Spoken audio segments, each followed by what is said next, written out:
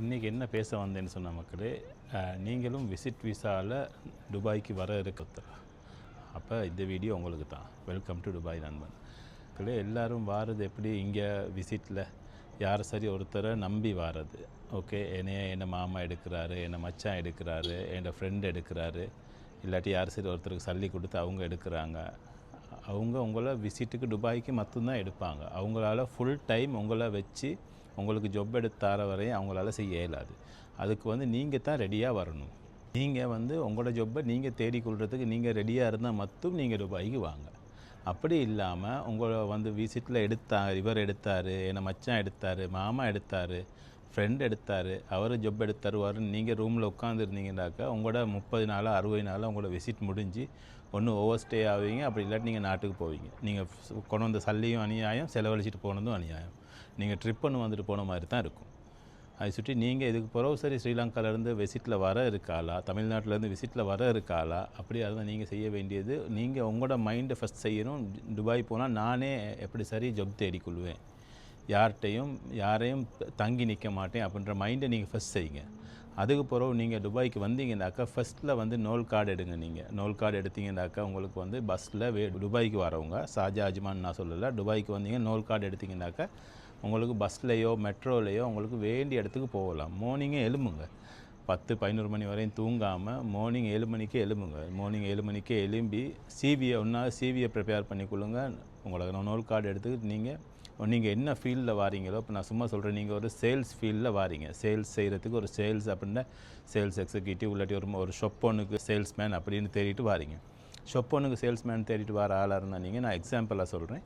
நீங்கள் உங்களோட சிவி எடுத்துக்கிட்டு மார்னிங் 7க்கே நீங்கள் பஸ்ஸில் ஏறியோ மெட்ரோவில் ஏறியோ நீங்கள் ஒரு நாளைக்கு ஒரு ஏரியா கவர் பண்ணுங்கள். அப்படி ஒரு தண்ணி போத்தலன்னு கையில் எடுத்துக்கொள்ளுங்க. நடந்து ஃபுல்லாக ஒவ்வொரு ஷாப்பாக நீங்கள் போய்ட்டு உங்களோட சிவியை கொடுங்க.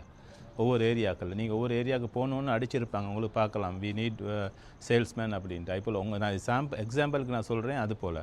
அதுபோல் உங்களோட எந்த ஃபீல்டோ அந்த ஃபீல்டுக்கு ஏற்ற ஏரியாவை பார்த்துட்டு போங்க. நீங்கள் லேப்டாப் செக்ஷனுக்கு வாரீங்களா, இல்லாட்டி மொபைல் ஃபீல்டில் வாரீங்களா, அப்படி என்னென்ன ஃபீல்டில் வாரீங்களோ அந்த ஃபீல்டை தேடி நீங்கள் காலையிலே போங்க. நீங்கள் காலையில் எழுப்பி நீங்கள் வார ரூமில் இருந்து நீங்கள் கம்ஃபர்டபுளாக உங்களுக்கு ரூம் இருக்குதுன்னு நீங்கள் உட்காந்துருந்தீங்கன்னா உங்களுக்கு ஜாப் கைக்கு வராது.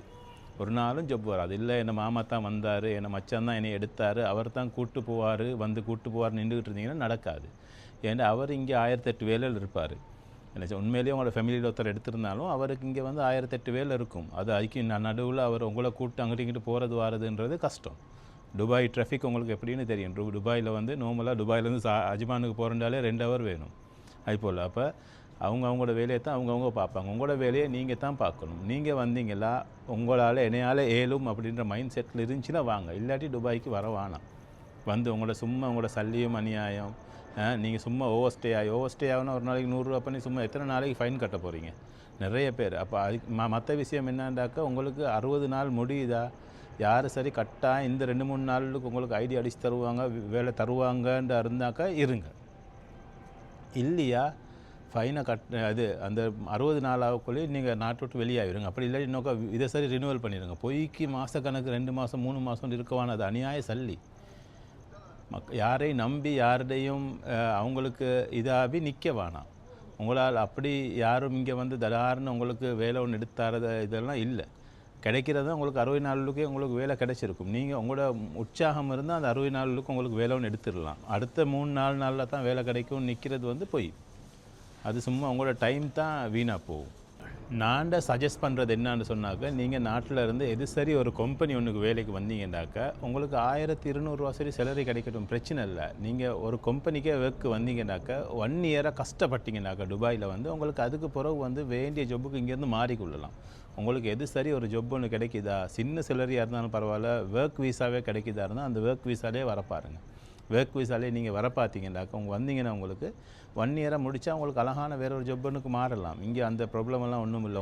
உங்களோட அக்ரிமெண்ட் உங்களுக்கு நீங்கள் வேறொரு கம்பெனி ஒன்றில் போய்ட்டு நீங்கள் ஆஃபர் லெட்டர் எடுத்துகிட்டு போய்ட்டு நீங்கள் கொடுத்தீங்கன்னா 1 இயர் முடிஞ்ச பிறகு அவங்க ஒரு பிரச்சனையும் இல்லை, அவங்க அக்செப்ட் பண்ணிட்டு உங்களுக்கு வேறு ஜொப்புக்கு மாறலாம்.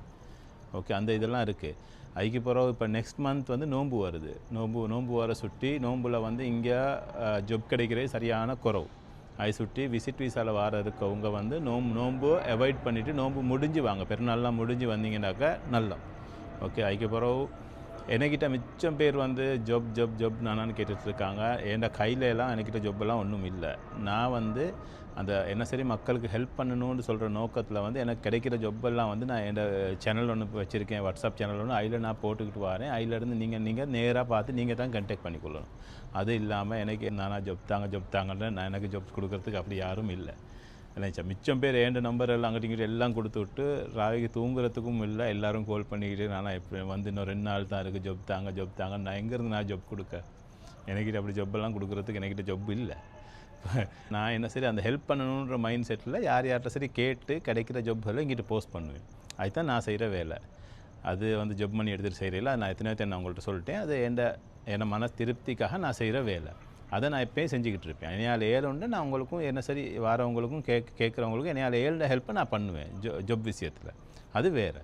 மற்றபடி வாரவங்க உங்களோட கான்ஃபிடென்ட்டோடு வாங்க. என்னையால் ஜொப் எடுக்கலும், எனக்கு இங்கே வந்து நான் தனியாகவே ஜொப் ஒன்று எடுத்துக்கொள்ளுவேன் அப்படின்ற உங்களுக்கு ஒரு தைரியம் இருந்தால் மட்டும் வாங்க. இல்லாட்டி விசிட் விசாவில் வரவானா, வந்து என் ஃப்ரெண்ட் பார்த்துக்கொள்ளுவான், என் மாமா பார்த்துக்கொள்ளுவான்னு சொல்லிட்டு வரவானா. அதுபடி வந்தீங்கன்னாக்கா அது உங்களுக்கு கஷ்டம். இங்கே இந்த சூழ்நிலையில் வாழ்கிறது உங்களுக்கு கஷ்டம்.